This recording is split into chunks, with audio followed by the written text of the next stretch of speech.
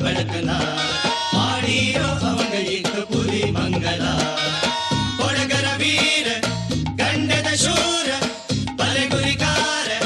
ಪುಲಿ ಕೊಂದ ಧೀರ ಕಾಟಿರೋ ಅವಂಗ ಇತ್ತು ಪೊನ್ನ ಬಳಕನ